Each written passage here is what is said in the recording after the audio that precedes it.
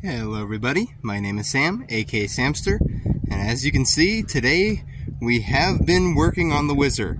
I put that video up a couple days ago, more like 3 or 4, and you guys overwhelmingly said, yeah, go for it, restore it.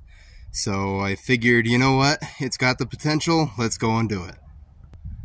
So this here is a little update on the Whizzer 1947 Model H. The bike is a completely rideable bicycle right now.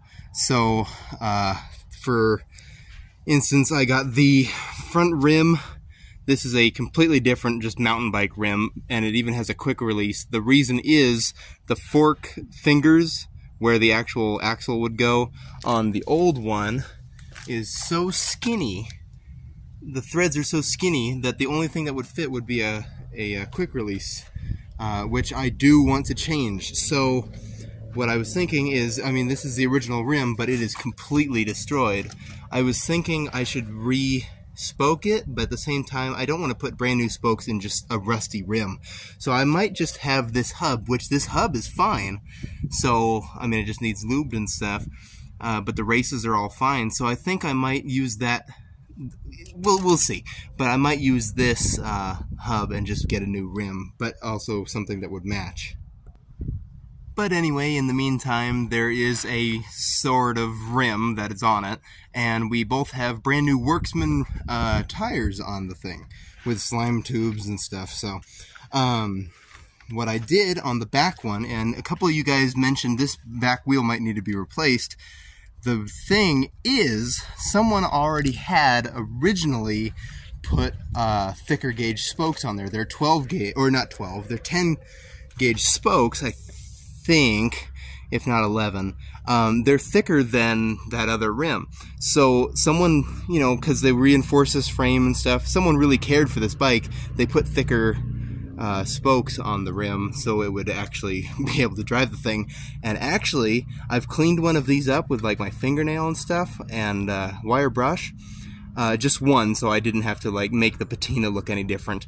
That's just surface rust. None of the rim is actually rusted, and none of the spokes or heads are actually rusted, and neither is the hub.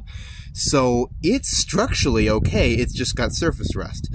So I'm happy with that. So I mounted a tire on it, and sure enough, works just fine. Holds air better than this one. This one had a little thorn in it.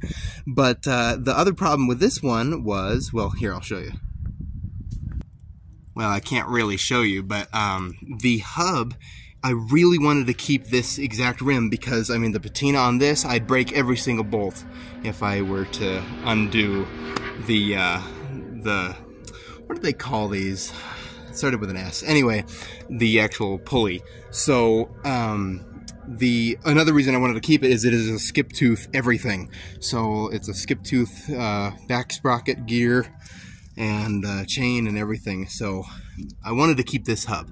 So what I did is, as you can see for now, I just have the thing hose clamp. I'm gonna make a bracket and bolt it through the actual bar for the hose clamp, instead of the hose clamp. But anyway, I had to completely take apart this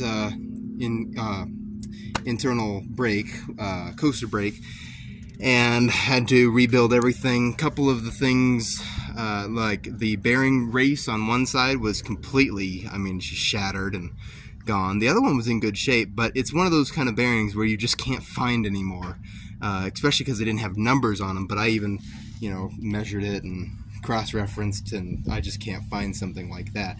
So luckily, I had a whole pile of crap out back that is all bicycle rims and bicycle parts and stuff. I found another rim that was around the same period. It wasn't a skip tooth, but it was a coaster brake. Took that off. Sure enough, there's a bearing that works for it. So this bearing and housing is all new, which I don't like the looks of the chrome just sticking out on the rest of this, but hey, you know, it'll get patinaed.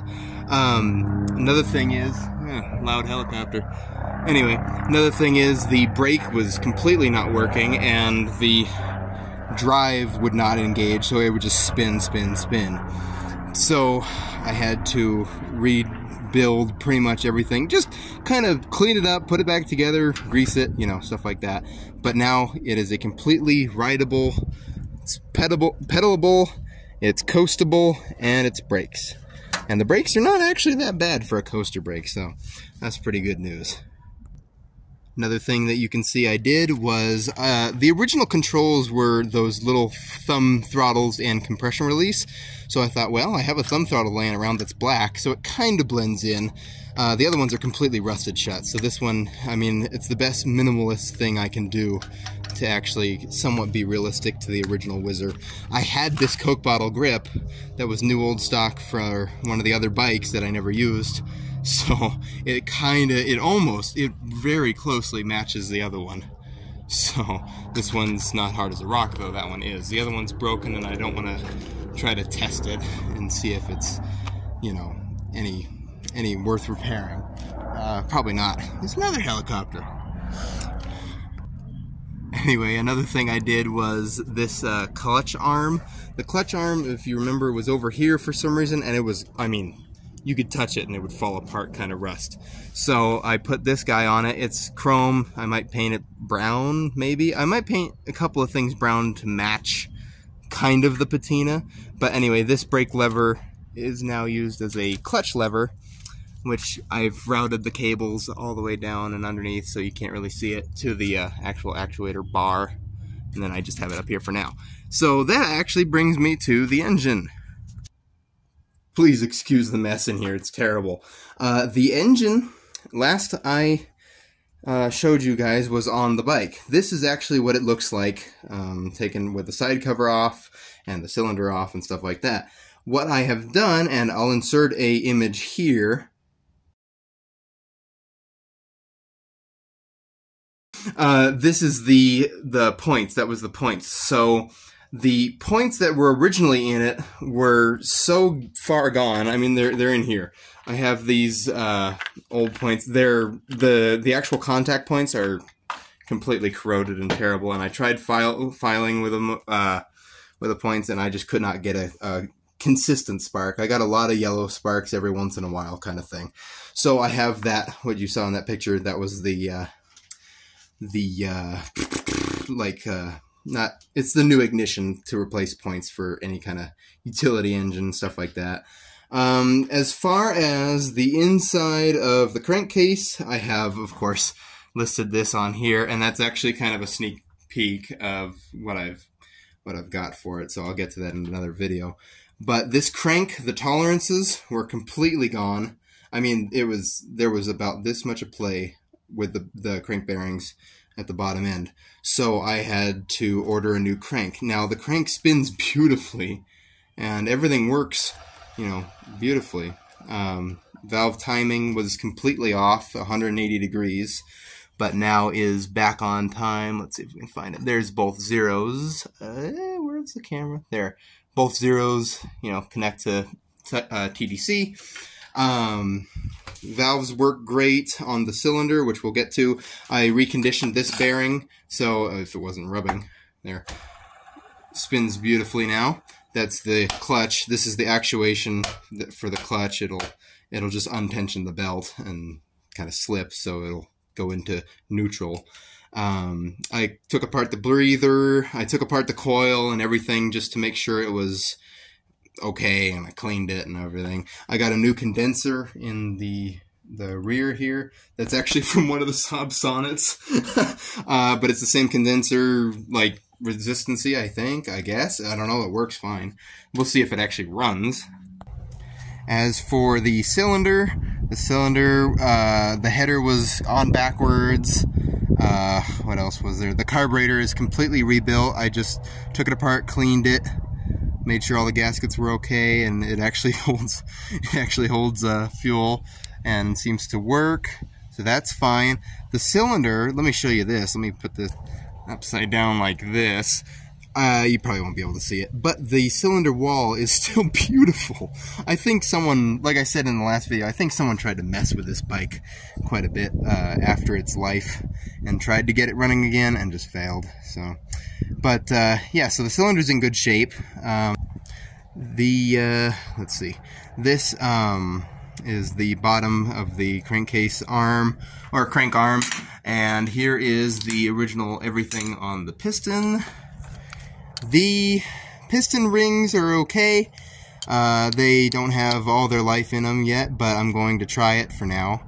I actually have a brand new NE5, which is the reproduction model Whizzer, which actually, fun fact, has the exact same piston on it, just different compression, or a different oil ring and different ring size, but the actual bore is the exact same as a real Whizzer, not a reproduction, but they're interchangeable, it seems. The pin in here is actually a tiny bit smaller tolerance than the one that would go on the crank here. So you can't just change pistons, which is kind of a shame.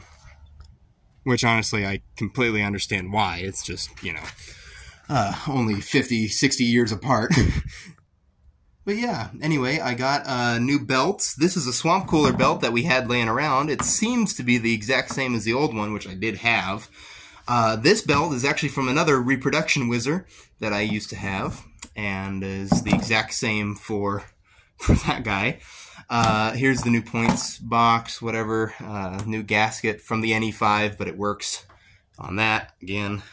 So all I'm waiting for now is, on eBay I found a reconditioned needle bearing crank, which is apparently, as far as my research is correct, is interchangeable with any old Whizzer Model H, because it is a Model H. People just recondition them, put needle bearings here instead of races. So that is on its way. Now the thing is, the side cover bearing, the needle bearing there was also completely shot. I got it working, but I don't trust it, so we're gonna buy a new one of those. And what else is there? Oh, I know. As far as the gas and gas tank and stuff, I can poke a hole through this one, so I'd really not like to mess with it. I'd like to keep it, though. So I'm thinking about putting one of those just little, like, you know, mini bike, pit bike gas tanks, maybe a metal one, though, or even a thermos bottle, I was thinking, and just hide it somewhere on the bike, you know, make it kind of minimalist. But yeah, anyway guys, I'll leave you guys here, and I'll go for a little pedal ride on this bike just to show you that it's got a new life coming. So anyway, thank you guys for watching, and I'll see you in the next update on the Whizzer. Goodbye.